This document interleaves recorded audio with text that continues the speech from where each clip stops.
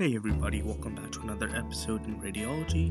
Today we're going to continue talking about different types of IV medications given in the ICU and various other emergency departments or rooms.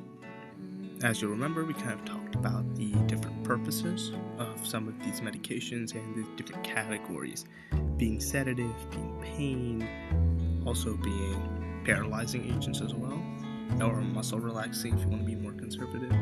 So we're gonna kind of explore these different categories and based on medications, and then finally gonna have that X-ray case study in the end and kind of show how all these things kind of relate to one another. So yeah. So quickly look at this one more time just to realize what we're doing and just understand the different perspectives of the X-ray concentration gradients. It's not going to come into many details in our diving into knowledge right now, because we're really looking at medications, but as I mentioned in the final case study, it's going to kind of all relate back. So this medication is called Nimbex. I've listed the actual name of the medication. As you can see in the top, it's called cisaticurium bacillate, and it's pretty much just an injection, or can also be given in the IV format.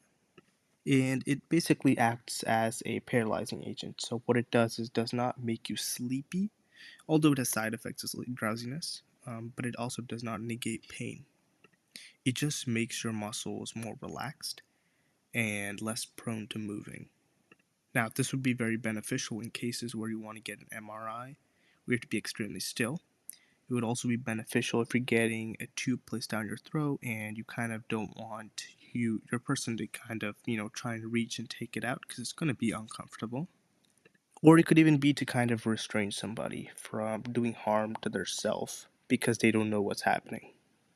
And like I mentioned, the effects are going to be some drowsiness, irregular arrhythmias, and it could even cause delirium.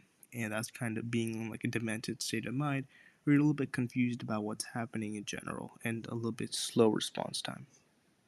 And so this is kind of more of a muscle relaxing agent, which is why you kind of need other factors, right? You also want pain, and you also want to control their sleep to actually make them go to sleep. Because if they're awake and they're being paralyzed, it's the patient's not going to feel comfortable. You're not going to be comfortable doing it, and especially you don't want the family to kind of see that, because the patient's not really going to express themselves. They're going to be more just stuck and just looking.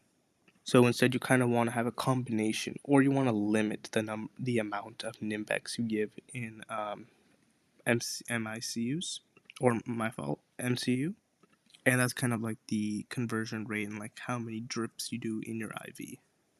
And if you have it at a low amount, you can kind of help alleviate some of those potential problems while still relaxing the patient in a sufficient manner where you can still go about doing your different things, such as placing down an NG tube or a peg tube, etc., etc.